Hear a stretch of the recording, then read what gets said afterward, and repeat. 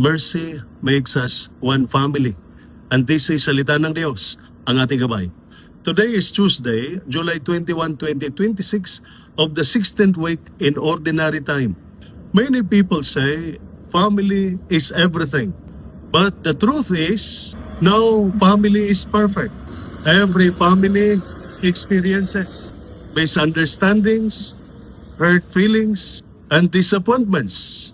Yet, despite this, we remain a family because love always gives us another chance.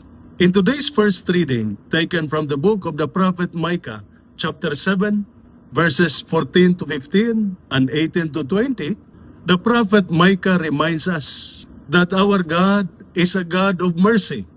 He delights in forgiving rather than condemning. He never gives up on us, no matter how many times we fail.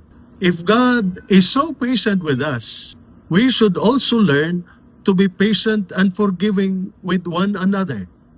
In the Gospel reading taken from the Gospel of Matthew, chapter 12, verses 46 to 50, Jesus says, "Whoever does the will of my Father is my brother, sister, and mother."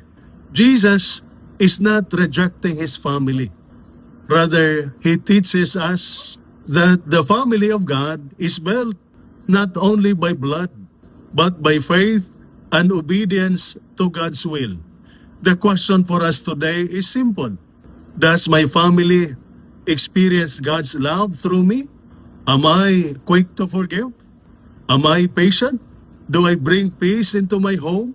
The greatest witness of our faith is not how often we go to church, but by how we love the people closest to us.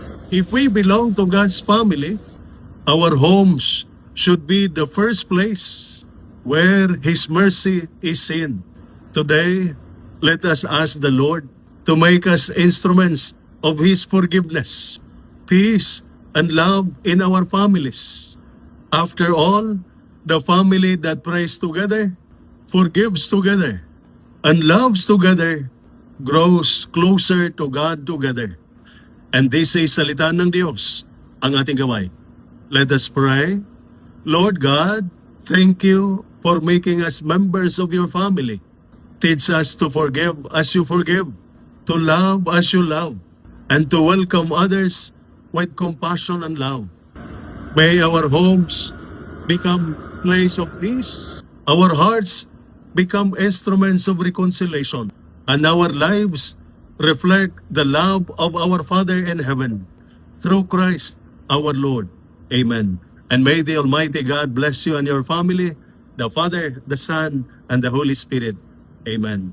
Holy Mary, Mother of God, pray for us. Saint Joseph, pray for us. Saint Michael the Archangel, Prince of the Church, protect us.